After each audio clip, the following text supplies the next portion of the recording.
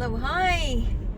Good evening, everyone! So, maaga akong natapos today ng work, kaya eto, pauwi na ako. Pero mas maganda ang view ngayon sa dinadaanan ko kasi pauwi ako sa apartment ko. So,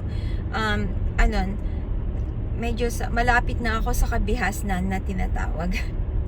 Anyway, sana makakita kayo ng kangaroo ngayon. So, tignan natin. Kasi normally, sa oras na to, ganitong oras yung paglabas ng mga kangaroo. So, normally, they cross the road.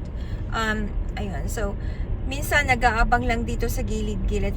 So, tignan natin. Baka maswerte tayo ngayon. Makakita tayo ng kangaroo. Okay? So, hang around. Santabay lang, malay ninyo, di ba? Pero I will let you enjoy the view first. Enjoy nyo muna ang view namin.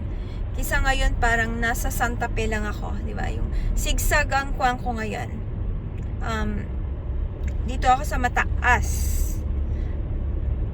Tapos pa kuwan siya basta, ayun, X naman siya dito.